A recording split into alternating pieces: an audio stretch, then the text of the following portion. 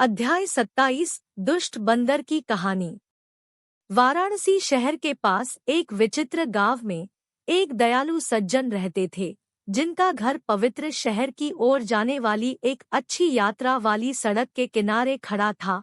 इस सड़क के किनारे एक गहरा कुआं खड़ा था, जो राहगीरों के लिए एक महत्वपूर्ण जल स्रोत के रूप में काम करता था। गांव वालों ने कुएं के पास ही एक नाला बना रखा था, जिससे जानवर भी अपनी प्यास बुझा सकें। यह एक सामंजस्यपूर्ण व्यवस्था थी, जिसने उस रास्ते को पार करने वाले सभी लोगों को लाभान्वित किया।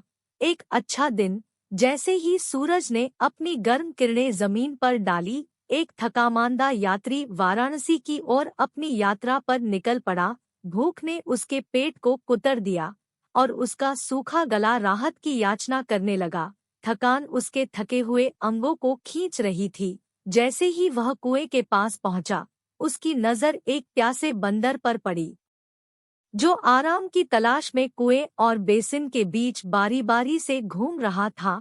करुणा से प्रेरित होकर गृहस्थ, जिसने यह दृश्य देखा, थके हुए प्राणी की मदद करने के लिए विवश हो गया। बाल्टी लाकर उसने कुएं से पानी निकाला और उसे खाली हौदे में डाल दिया। बंदर की आंखें खुशी से चमक उठीं, क्योंकि उसने उत्सुकता से अपनी प्यास बुझाते हुए ताजगी देने वाले कुंड में अपना मुंह डुबोया। गृहस्थ के परोपकार के लिए कृतज्ञ बंदर ने अपना आभार व्यक्त किया। हालांकि इस बंदर का स्वभाव सदाचारी से बहुत दूर था। उसके भीतर शरारत के बीज दबे पड़े थे, अंकुरित होने के लिए उपयुक्त क्षण की प्रतीक्षा कर रहे थे। जैसे ही गृहस्थ पास के एक पेड़ की छाया में विश्राम कर रहा था, उसका दिल संतोष से भर गया। बंदर की शरारती आत्मा ने जोर पकड़ लिया।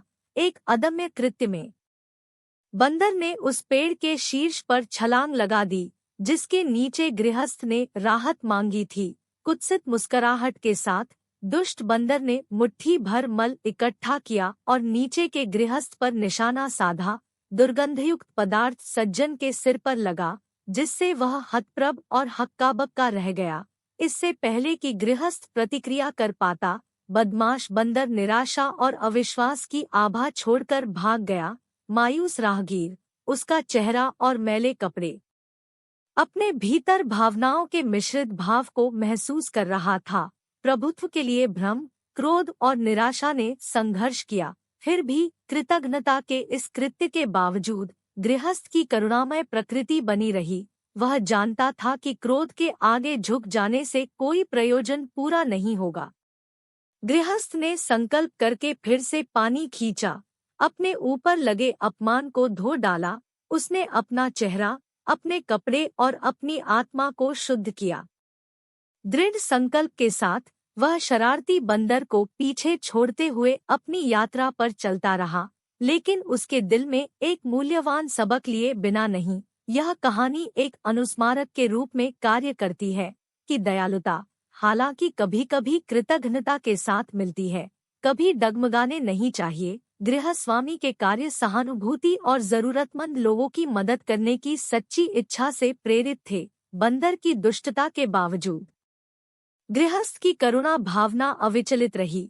थके यात्री और शरारती बंदर दोनों के लिए यात्रा जारी रही। पूर्व ने बंदर के विश्वासघात की स्मृति को लचीलेपन के सबक के रूप में और एक दयालु हृदय को बनाए रखने के महत्व के रूप में, यहाँ तक कि निर्दयता की स्थिति में भी ले लिया। उत्तरार्ध अपने कार्यों के गहरे प्रभाव से बेखबर शरारतों और शरारतों के दायरे में अपने दुस्साहस को जारी रखता है। जीवन के ताने बाने में कृतज्ञता और कृतज्ञता दोनों का सामना अपरिहार्य है। ऐसी मुठभेड़ों के प्रति हमारी प्रतिक्रिया ही हमारे चरित्र को परिभाषित करती है। करुणा के प्रति गृहस्थ की दृढ़ प्रतिबद्धता उन सभी के लिए एक उदाहरण प्रस्तुत करती है, जो कृतज्ञ और दुष्टों के साथ मिलते हैं। अंत में यह हमारे अपने कर्म हैं, जो हमारे भाग्य को आकार देते हैं और हमें आत्मज्ञान के मार्ग पर ले जाते हैं।